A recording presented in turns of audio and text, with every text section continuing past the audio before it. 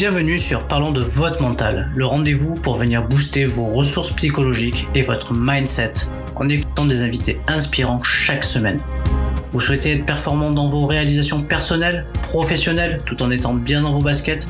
Nos invités de la saison 3 nous partageront comment ils font pour développer leur confiance en eux, leur motivation au quotidien, leurs méthodes pour gérer les échecs, la pression, le stress.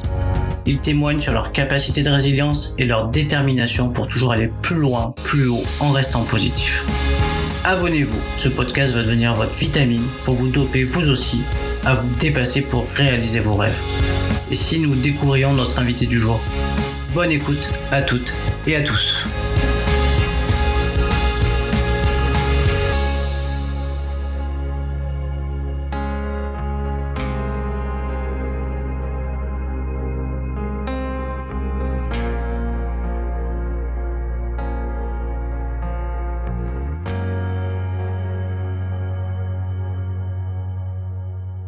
Bienvenue à toutes et à tous pour un nouvel épisode de Parlons de votre mental. On est dans la saison 3, on a déjà fait une petite dizaine d'interviews et j'ai l'honneur et le plaisir de recevoir aujourd'hui Eugénie Girardot. Bonjour Eugénie. Bonjour. Alors Eugénie, tu es cofondatrice de Max de Génie avec Maxime Soulier. Je vais essayer de pas me tromper. Et du coup, tu vas nous expliquer un petit peu, c'est quoi Max de Génie? Alors, Max de Génie, on permet à tous les grands gourmands de se faire plaisir sainement. 5 minutes top chrono, c'est-à-dire qu'on vous propose en fait plusieurs gammes de préparations culinaires à refaire à la maison. Donc, que ce soit du sucré avec des préparations pour gâteaux qui vont avoir un impact réduit sur la glycémie, et également du salé. Plus récemment, on vient de sortir une gamme de préparations pour galettes végétales, pour remplacer un petit peu aussi la viande dans nos assiettes. Tout ça de façon 100% naturelle, puisque nous, notre créneau, c'est vraiment de vous dire, on permet de faire des repas sains, pas ultra transformés, avec des matières premières naturelles et que ça soit facile à refaire à la maison. Donc, vous avez juste besoin de rajouter les ingrédients frais, ça est souvent les œufs, la matière grasse et le lait, ou par exemple pour les galettes veggie. Et vous avez en moins de 5 minutes top chrono des gâteaux beaucoup plus sains pour la santé, avec un impact réduit sur la glycémie, ce qui veut dire que quand vous mangez une part de fondant au chocolat, vous avez le même impact qu'une pomme sur votre taux de sucre. Donc, c'est assez magique, entre guillemets. Vous pouvez en manger un petit peu plus que d'habitude et entre guillemets, ça ne va pas non plus soit, faire du mal à vos performances sportives ou vous faire du mal aussi, puisqu'on évite en fait le pic de glycémie qu'on peut avoir directement après. Et sur les préparations salées, ça vous permet également d'avoir un bon apport de protéines végétales, de réduire un petit peu aussi notre consommation de viande pour protéger et notre planète et notre santé aussi. Bon, c'est super. Je suppose que c'est parti d'une idée et qui t'a amené du coup à avoir une vision et à créer tout ça avec avec Maxime, c'est ça? Exactement. Donc pour le petit jeu de mots, effectivement, Max de Génie vient de Maxime et Eugénie. On a fondé la société en 2018. On a commencé à vendre nos premiers produits en 2019. Ça demandait quand même pas mal de R&D sur les produits. Et on est parti de plusieurs constats. Alors déjà, il faut savoir dans le contexte qu'on fait beaucoup de sport. On fait tous les deux beaucoup de triathlon, donc on perd quand même pas mal ce qu'on met dans nos assiettes. Et en fait, en 2018, on a plusieurs constats. Le premier, c'est qu'on consommait 4 fois trop de sucre par rapport à ce que recommandait l'Organisation mondiale de la santé. Aujourd'hui, un Français, en moyenne, c'est à peu près 100 grammes de sucre par jour et par personne. Alors, vous allez me dire non, pas moi. Mais en fait, ça va très, très vite. Un yaourt aux fruits, c'est déjà 13 grammes de sucre. Vous allez en retrouver dans le jambon, dans les sauces, dans beaucoup de produits transformés. Donc, notre dose quotidienne de sucre augmente très vite. Et malheureusement, c'est ce qui va créer plusieurs maladies, notamment, ça va engendrer et faire partie des conséquences de plusieurs maladies, notamment le diabète, le surpoids ou les maladies cardiovasculaires. Et le deuxième constat, c'est qu'on passe aussi de moins en moins de temps en cuisine. Alors, ça s'est pas révélé vrai pendant les confinements, puisque tout le monde s'est remis un petit peu au fourneau. Mais on a quand même perdu à peu près 25% du temps qu'on passait en cuisine en l'espace de 20 ans. Donc, les gens vont se tourner plus facilement vers des produits aussi ultra transformés qui sont bons pour la santé. Donc voilà. Et ça vient aussi évidemment d'une histoire personnelle, puisque moi, je suis issue d'une famille de meuniers. J'ai grandi dans la boulangerie-pâtisserie depuis toute petite, donc j'ai vraiment grandi au milieu de la farine. Et donc la pâtisserie, ça a toujours été un sujet très important pour moi, vraiment un moment de partage aussi avec mes proches. Et en 2017, avec mes cousins, on avait toujours le plaisir de partager des pâtisseries avec nos grands-parents le dimanche. J'ai malheureusement mon père qui était diabétique de type 2 et j'ai été un petit peu confrontée à la situation du dimanche midi avec le Paris-Brest en bout de table. mon grand-père qui le regardait avec des grands yeux en se disant ça me donne super envie, mais par contre, je peux pas y toucher sinon je vais faire exploser ma glycémie. Et là, je me suis dit, c'est quand même pas normal de devoir, entre guillemets, se priver alors qu'on est dans un moment de partage en famille. Et donc, pourquoi pas trouver des solutions pour que tout le monde puisse se faire plaisir avec des produits plus sains, des produits qui vont aussi avoir un impact réduit sur la glycémie. Parce que, mine de rien, aujourd'hui, le diabète, ça touche quand même presque 5 millions de personnes en France. Et en plus, quand on creuse vraiment le sujet, on se rend compte que c'est important, non pas que pour les personnes qui ont du diabète, mais pour tout le monde, puisque l'indice glycémique, ça régule vraiment notre énergie au quotidien.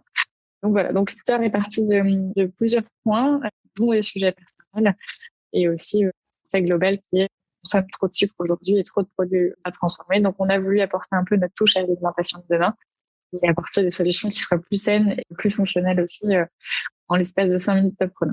Bon, ben, franchement, je dis génial. Hein. Moi, j'ai assisté pendant 2 jours à une sorte de colloque, de séminaire sur la promotion de la santé. Et voilà, et du coup, ils mettaient en relief, en tout cas, l'effet du sport, également l'effet de la nutrition sur, sur la santé et les intérêts aussi pour l'ensemble de la population, aussi bien les jeunes que les adultes. Et c'était intéressant. Donc, c'est vraiment un vrai sujet d'actualité quand on voit aujourd'hui que la plupart des jeunes se nourrissent mal, préfèrent aller dans des kebabs ou dans des fast-foods. Je crois qu'il y a un vrai, et puis il y a un déficit de sport de cette nouvelle génération qui passe beaucoup plus de temps sur les réseaux sociaux et qui sont beaucoup addicts aux écrans. Eugénie, si tu es d'accord, pour qu'on apprenne un petit peu mieux déjà à connaître ta personnalité, je te propose de faire un petit portrait chinois couplé questionnaire de Proust pour en savoir un petit peu plus sur tes goûts, tes couleurs, les qualités qui t'animent, etc.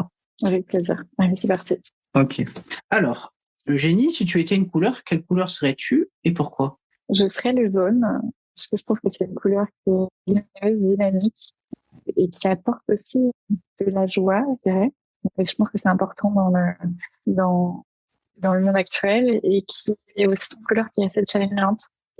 Si tu devais choisir un moment de la journée, quel moment de la journée choisirais-tu? Le matin, plutôt le matin, parce que je trouve qu'on a plus d'énergie le matin. Je choisirais plutôt le matin avec plus de luminosité aussi. Ça, je trouve que c'est important.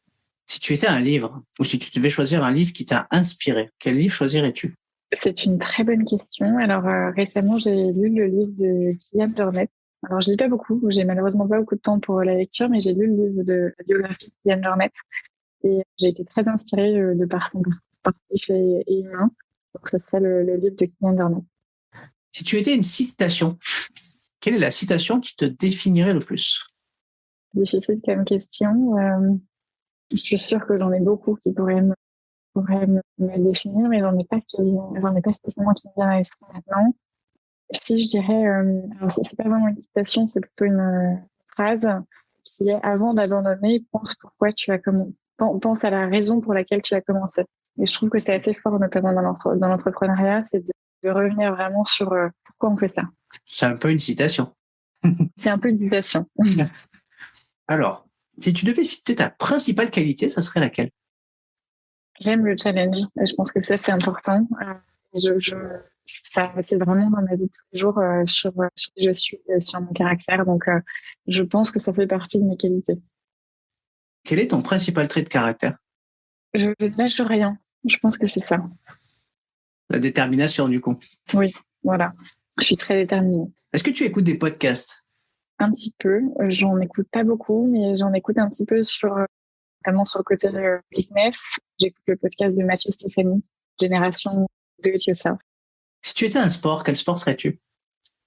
C'est difficile aussi parce que j'en ai fait beaucoup dans ma vie. Je pense que celui qui me représente le plus, c'est le rugby quand même. Le rugby. Tu as joué au rugby? Tu joues encore peut-être? Non, j'y ai joué pendant, je pense, une dizaine d'années. Et c'est un sport qui me représente beaucoup puisque déjà, c'est un sport d'équipe qui me faisait beaucoup vibrer au niveau d'adrénaline aussi. J'ai beaucoup aimé cette coordination dans l'équipe et l'adrénaline qu'on pouvait avoir avant le match. Et je trouve que c'est un jeu intéressant de construction aussi, de technique, de tactique. Et puis, c'est une belle concrétisation quand on marque un essai du travail d'équipe. Ce serait potentiellement le sport qui me représente le plus. Comme on est quand même un petit peu dans le côté passionné cuisine et nutrition et sport, quel est ton plat préféré et ton dessert préféré? Très bonne question aussi. Très compliqué pour moi d'y répondre puisque j'ai un milliard de plats préférés. Je dirais que je vais être assez classique dans le dessert préféré, c'est le fondant au chocolat. J'ai un gros faible pour le fondant au chocolat et j'avoue que c'est assez irrésistible. Et pour le plat préféré, j'aime beaucoup les Saint-Jacques. Donc c'est un mets que je ne consomme malheureusement pas souvent, mais je consomme avec beaucoup de plaisir dès que j'ai la chance d'en avoir. D'ailleurs, dans l'entreprise, vous n'avez pas développé un fondant au chocolat, le chocolate lover? Exactement. On a un fondant au chocolat et clairement, ça fait partie de mes préférés. Ok. Allez, une petite dernière. Si tu devais choisir une musique, quelle musique choisirais-tu? C'est vraiment des questions qui sont complexes. Plutôt classique, plutôt R&B, plutôt... Après, tu peux aller, pas forcément cibler une musique particulière, mais plutôt un style de musique. Je choisirais une musique des années 80, rock français, ou pas forcément français, mais une musique parce qu'elle me donne la pêche et parce qu'on peut danser dessus facilement. Ok. Bah, écoute, merci beaucoup pour ce petit portrait chinois. On va revenir sur ton parcours. Qu'est-ce qui t'inspire ton parcours à ce jour? Qu'il a été pas très conventionnel. Parcours, qu'est-ce qui m'inspire? C'est une question compliquée. Aujourd'hui, alors peut-être pour remettre dans le contexte, moi, mon parcours, c'est un parcours jusqu'au bac en France. Ensuite, j'ai fait mes études à l'étranger. Donc, je suis partie directement en Angleterre pour faire une école de commerce en Angleterre. J'ai pris un an de césure au milieu puisque j'avais pas beaucoup d'expérience professionnelle. Donc, je voulais un petit peu aussi, moi, savoir vers quel terrain m'orienter pour mon avenir professionnel. Donc, j'ai pris un an de césure après 2 ans d'école. Je suis allée travailler un an aux États-Unis, à New York, pour 2 entreprises en supply chain sur des ustensiles, en fait, un peu eco-friendly, où je travaillais beaucoup sur la supply chain et c'était très intéressant, mais un peu du greenwashing. Donc, au bout de 6 mois, j'ai souhaité avoir un peu plus de sens dans ce que je faisais et je suis partie en tant que commerciale pour Saint-Michel, pour les galettes Saint-Michel, les petits biscuits. Donc ça, c'était super de pouvoir vendre des produits français aux Américains et c'était que du bonheur en tout cas de pouvoir vendre le savoir-faire. Et ensuite, j'ai fait un master à Londres, donc pareil, toujours en école de commerce. Donc, j'ai eu un parcours un peu assez international qui m'a beaucoup ouvert les yeux sur des cultures différentes, sur les besoins différents des gens, sur la food aussi. Dans l'entrepreneuriat, c'est ce qui est assez étonnant, puisqu'on peut considérer que la France est le pays de la gastronomie, mais on est un peu en retard sur les innovations alimentaires, puisqu'en fait, la tradition est très, très ancrée dans le commerce. Et après, l'entrepreneuriat, c'est un parcours très, très riche. C'est-à-dire que nous, on a sauté dans l'entrepreneuriat directement après nos études, donc on n'avait pas d'expérience professionnelle plus que ça, à part moi, un an de césure à l'étranger en stage. Donc, c'était un parcours qui nous en apprend tous les jours. On en apprend toujours, évidemment, toujours aujourd'hui. On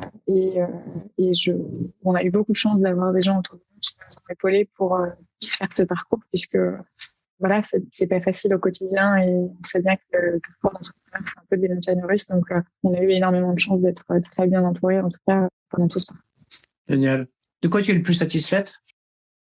Je pense de ce qu'on a aujourd'hui pu construire après 4 ans d'entreprise. Je trouve que voilà, même si on a eu des hauts et des bas, et on a eu beaucoup de bas, je pense qu'on peut être fier aujourd'hui de ce qu'on a pu construire, de l'équipe aujourd'hui, de nos produits, du fait que les gens nous fassent des retours super et c'est des gens qui adorent nos produits. Donc, je pense que c'est ça notre plus grande fierté et notamment d'avoir aujourd'hui, par exemple, c'est vraiment une toute petite cible de nos consommateurs, mais on a beaucoup d'enfants qui font du diabète de type 1, donc c'est du diabète généralement à partir ça peut être de 2, 3 ans, 4 ans, c'est assez jeune au cours de leur vie et on propose vraiment des solutions qui leur permettent de partager des goûters avec leurs copains, de partager des goûters sans trop stresser par rapport à leur glycémie. Et ça, c'est un vrai plus pour des familles et pour les enfants. Donc ça, pour nous, c'est un bonheur au quotidien.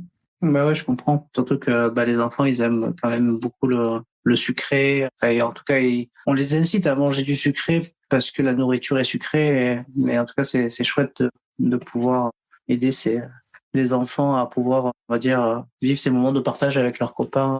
C'est ça, voilà. Pour avoir des anniversaires comme les autres, avoir le goûter de la pause récré comme les autres. Ça, c'est un vrai bonheur. C'est important. Si je te dis rendre possible l'impossible, est-ce que c'est quelque chose qui fait écho à ton parcours? 3000%, puisque jamais n'est rien, c'est absolument pas gagné d'avance, toute façon de créer quelque chose. Il y a eu mille choses impossibles finalement qui se sont dénouées pour être possibles. Donc oui, moi je crois beaucoup dans cette devise. Je pense qu'il y a rien d'impossible. Ok, mais en tout cas, voilà, c'est une phrase que je donne souvent dans le podcast parce que très souvent, on se fait une vision de certaines choses qui peuvent nous paraître impossibles parce que souvent, dans le regard des autres, ça leur paraît impossible, mais très souvent, au final, quand on creuse un peu, finalement, les choses peuvent être largement possibles en se donnant les moyens de les réaliser. Totalement. Et c'est exactement ça. En se donnant les moyens de les réaliser. C'est exactement ça. On va parler de mental et on va surtout introspecter le tien. L'objectif, c'est de vraiment nous donner un petit peu, toi, tu es une entrepreneuse. Du coup, tu prends des risques chaque jour, parce que l'entreprise, c'est prendre des risques chaque jour. Et du coup, tu vas nous parler un peu de mental et de ta philosophie de ce mot-là. Si tu devais le définir, le mot mental, comment tu le définirais, toi? Déjà, je lui donnerais la qualité d'être essentielle. Pour moi, c'est 90% du métier d'entrepreneur. Aujourd'hui, le mental, c'est ce qui va nous permettre de tenir la durée, entre guillemets, du marathon de l'entrepreneuriat, hein, puisqu'on sait bien qu'aujourd'hui, c'est bien d'avoir une idée, c'est bien de créer une boîte, mais ce qui va être plus compliqué, c'est les montagnes russes qui vont arriver après. Donc, moi, le mental, c'est 90% du job d'entrepreneur. Si tu devais décrire une personne dotée d'un grand mental, comment tu la décrirais, cette personne? Je dirais pas que c'est une personne qui réussit tout. Pour moi, une personne avec beaucoup de mental, c'est une personne qui va savoir se relever quand elle tombe parfois bas et qui va se relever plusieurs fois, qui va se dire ok, alors j'ai fait une erreur, mais qui va prendre du recul et qui va analyser un petit peu pourquoi est-ce qu'elle a pu faire cette erreur et qui va se dire ok, donc la prochaine fois je ferai pas la même erreur et au contraire on va être 2 fois plus fort parce qu'on aura acquis de l'expérience et le mental.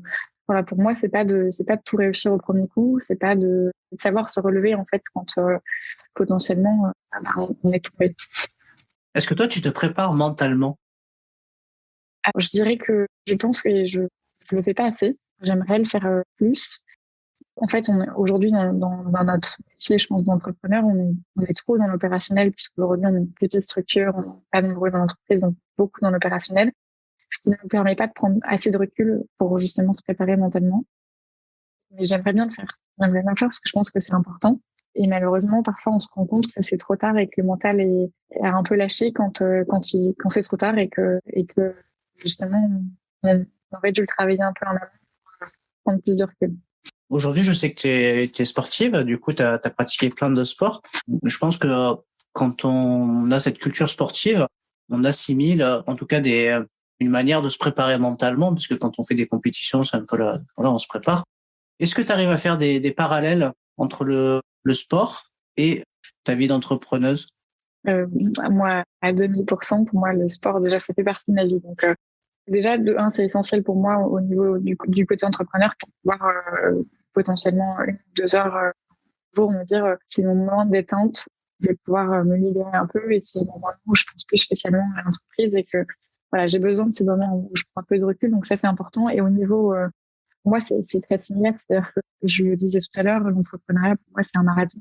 C'est pas du fractionné où on fait un court effort sur la durée. Il faut pouvoir franchir la ligne d'arrivée jusqu'au bout. Et pour ça, ça va être une mise en place potentiellement d'une équipe, d'une stratégie. Ça, moi, je peux très bien l'assimiler, par exemple, à une mise en place d'un plan d'entraînement pour un triathlon, par exemple, aujourd'hui.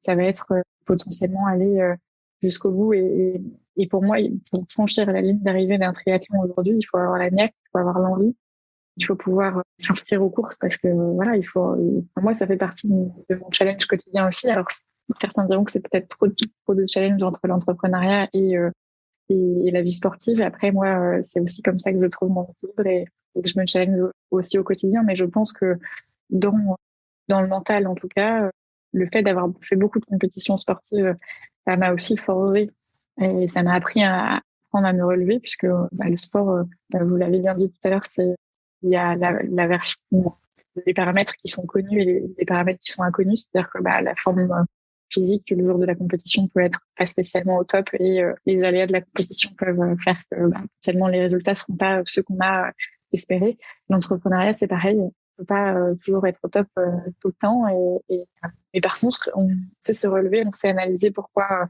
ça s'est pas bien passé et on travaille d'autant plus fort après pour faire une meilleure compétition et pour relever la pente de l'entreprise. Donc, pour moi, je dirais pas que c'est la même chose, mais presque, en tout cas, l'état d'esprit est le même.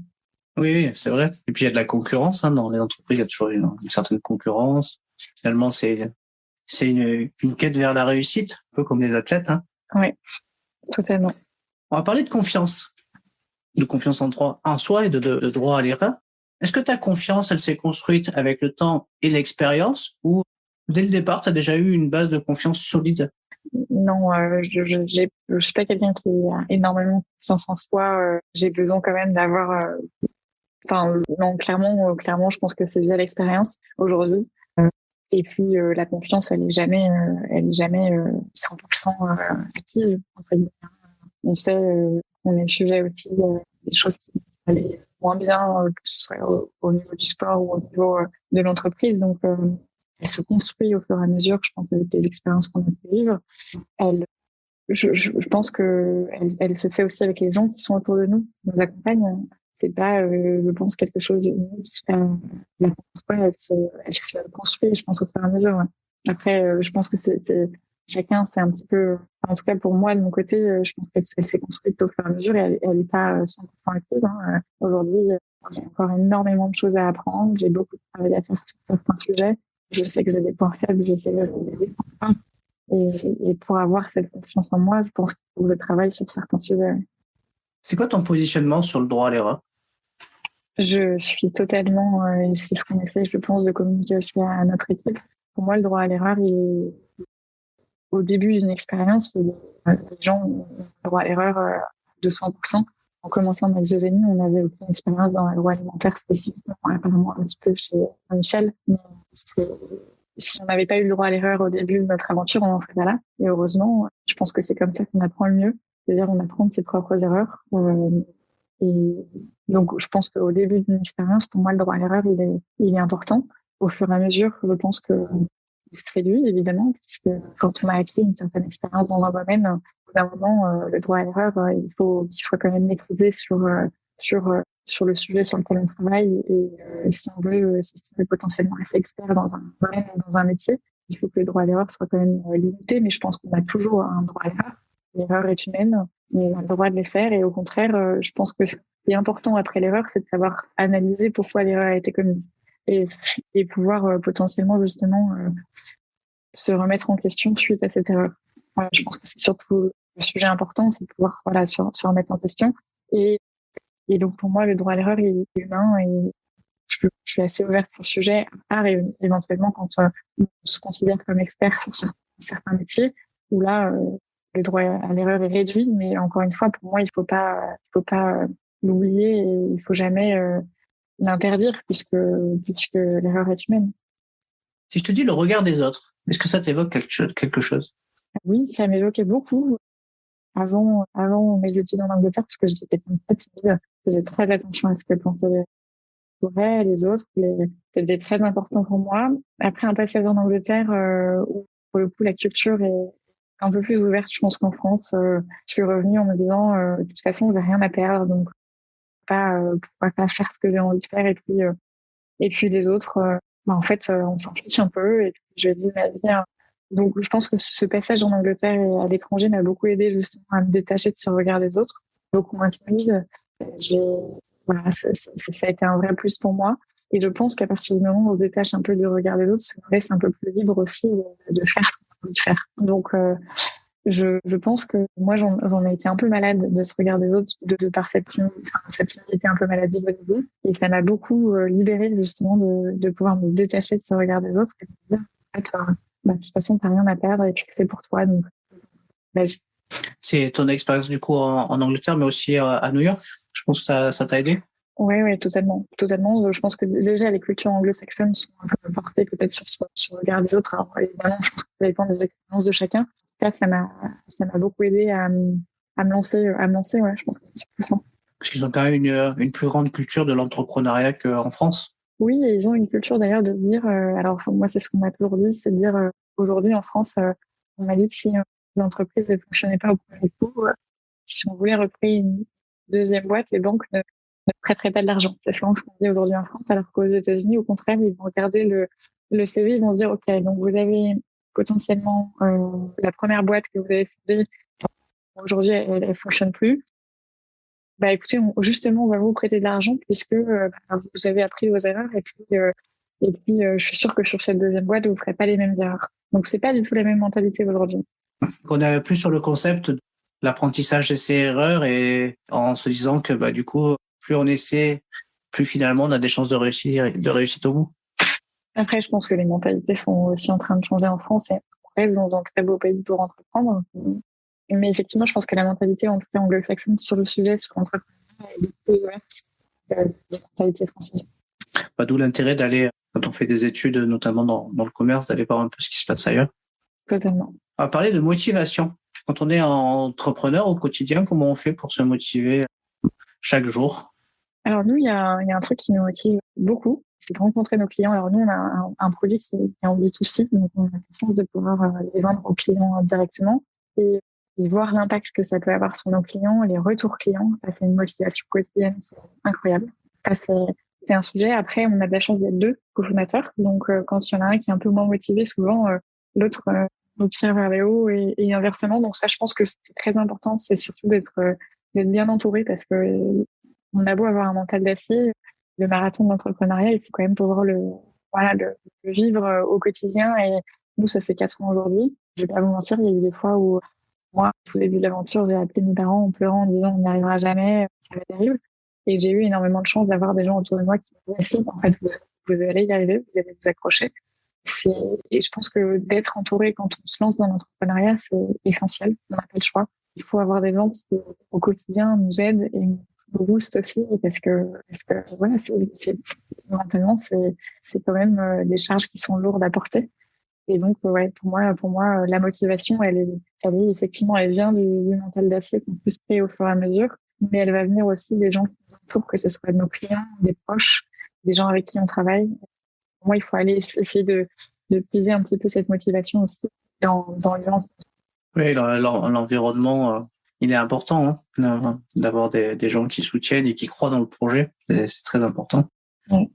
Est-ce que selon toi, il faut avoir un plan pour réussir? C'est une bonne question. Moi, je dirais qu'à titre personnel, j'aime avoir un plan projeté sur le futur. Après, en tant qu'entrepreneur, il faut être extrêmement flexible. Ce plan, on sait très bien qu'il ne sera pas respecté à la lettre. On a beau créer 1000 business plans. Un exemple type, c'est qu'on s'est lancé il y a 4 ans.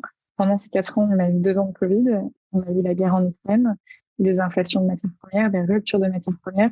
Honnêtement, si vous m'avez dit il y a 4 ans, construis-moi ton business plan et dis-moi potentiellement comment va se passer ces 4 prochaines années, jamais on aurait pu prédire le Covid, la guerre en Ukraine.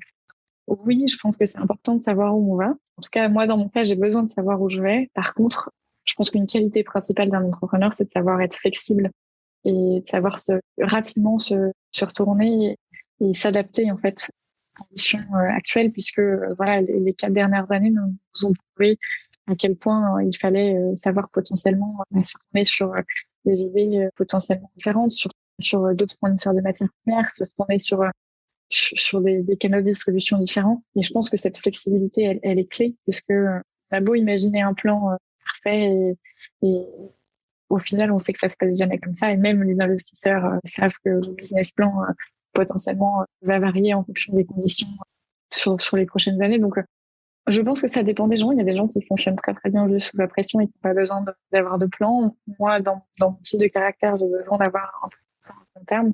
Mais ce qui reste clé, c'est d'être adapté et d'être flexible tout au long de ce plan-là. Oui. L'adaptabilité, c'est un peu comme dans le sport. Dans le sport, on ne sait jamais comment, on n'est jamais à l'abri d'une blessure ou de quelque chose qui fait que finalement le plan n'est pas celui qu'on s'était mis au départ et on réadapte, quoi. L'objectif étant d'aller vers l'objectif. Exactement, c'est exactement ça. Et oui, je pense que ça résume super bien en fait, parce que c'est exactement de dire voilà, on a un plan, l'objectif c'est ça, mais on peut y aller par le chemin X ou par le chemin Y. Il va falloir s'adapter à chaque fois pour aller vers l'objectif. Ouais. C'est ce que font très très bien les enfants d'ailleurs, et qu'on oublie souvent, c'est-à-dire que quand ils ont une idée en tête, ils vont utiliser tous les stratagèmes qui sont à leur disposition pour pouvoir, à un moment donné, s'ils ont un non, ben hop, ils vont passer à côté pour obtenir un oui, ou en tout cas ils vont trouver une stratégie pour essayer d'avoir ce qu'ils veulent. Donc c'est toujours intéressant de garder ça en tête. Et ils ont beaucoup d'imagination, effectivement. Et je pense il faut garder cette innocence aussi des enfants et leur imagination pour justement s'adapter aux différentes situations.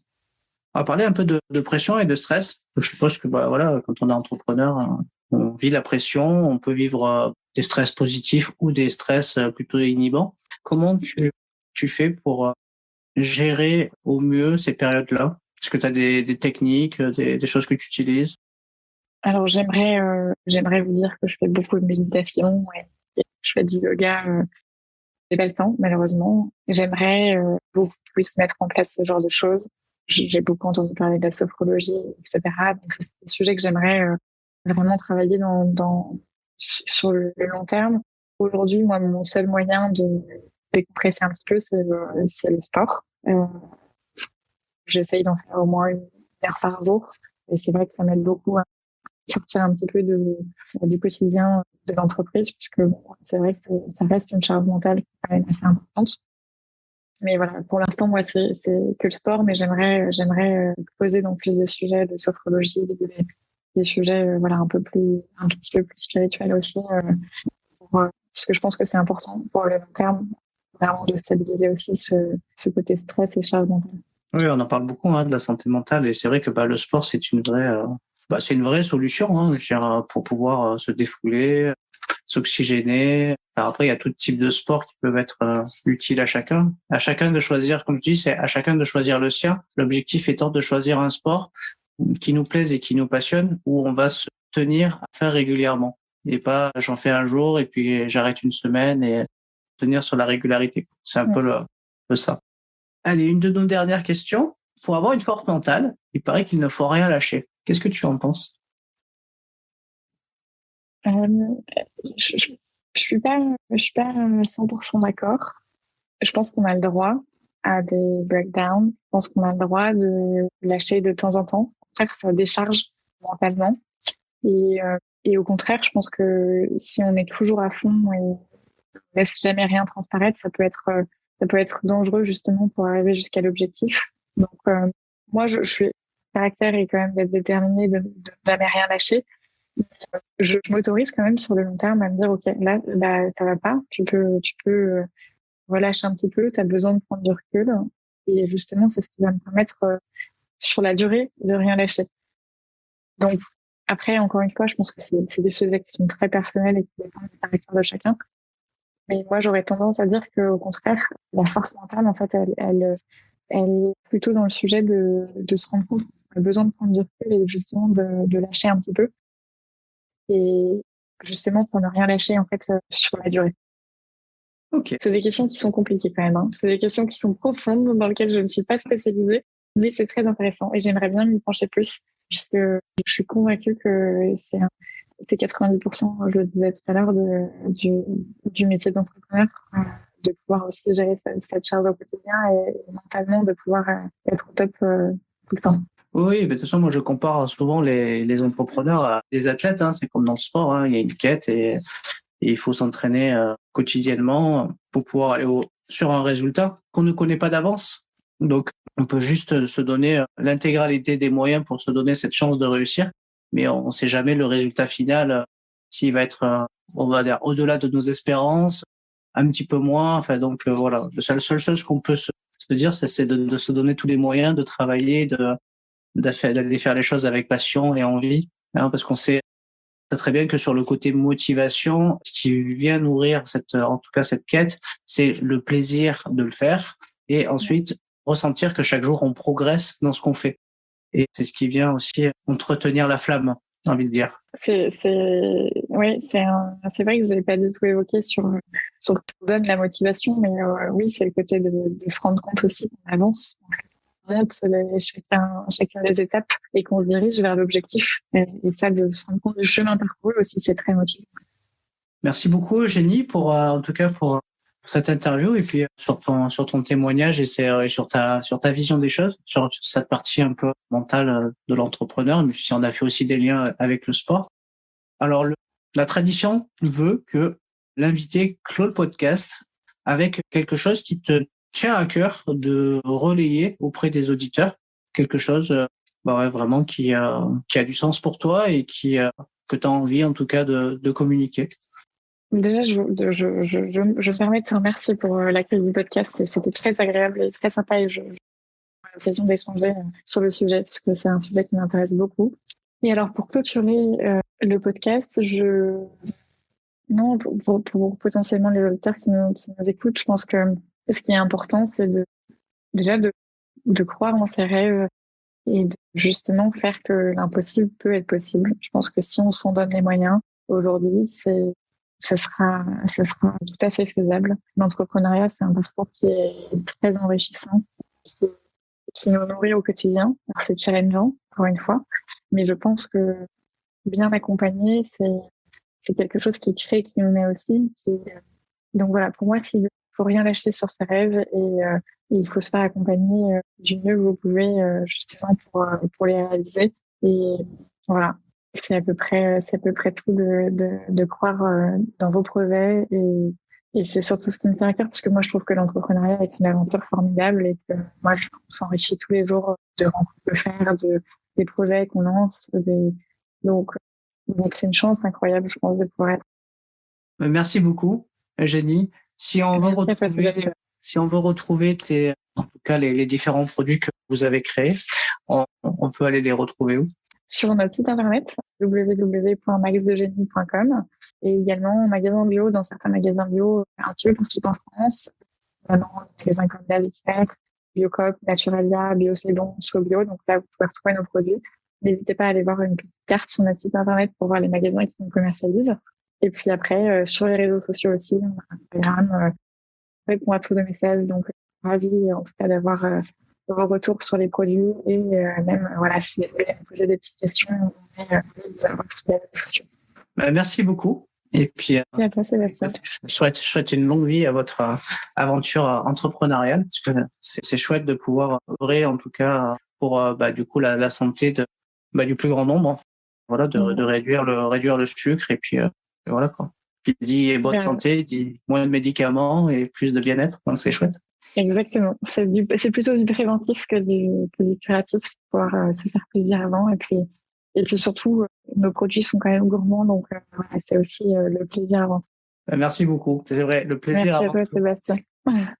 Merci beaucoup en tout cas. Avec grand plaisir. À très bientôt. Au revoir. À bientôt. Au revoir.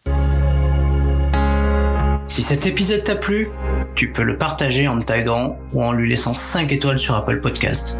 Tu pourras aussi être tiré au sort pour gagner un test OMSAT pour évaluer tes qualités mentales.